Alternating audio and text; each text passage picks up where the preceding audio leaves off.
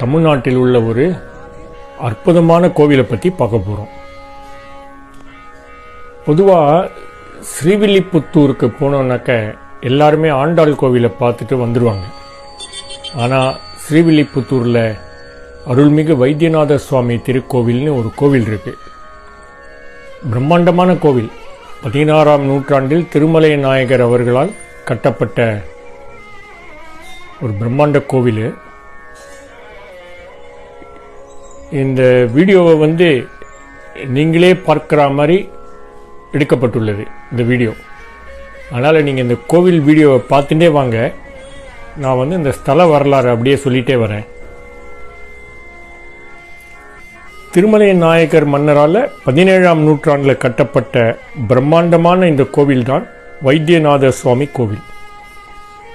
வைத்தியநாத சுவாமி சிவகாமி அம்மன். இந்த வைத்தியநாத சுவாமி நோய்களை எல்லாம் தீர்த்து வைப்பவர் அப்படின்னு மக்கள் நம்புகிறாங்க. திருமலை நாயகர் மன்னருக்கு தீராத வயிற்று வலி ஏற்பட்டது.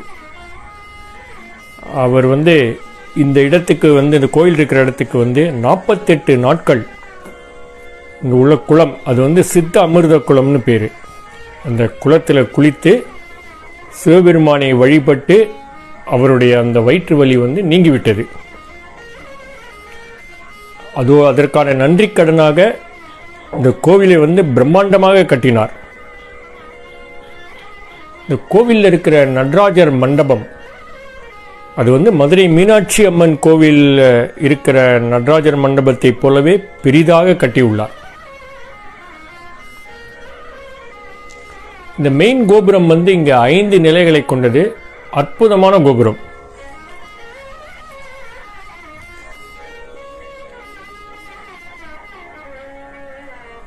இந்த கோவிலுக்குள்ள நுழைக்கிறப்பவே நம்மளால் அந்த அதிர்வுகளை, அந்த வைப்ரேஷனை நம்மளால் உணர முடிகிறது.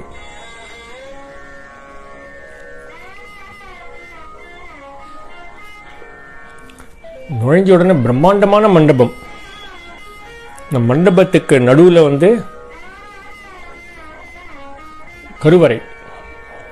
அதில் லிங்க வடிவில் வைத்தியநாத சுவாமி காட்சியளிக்கிறார்.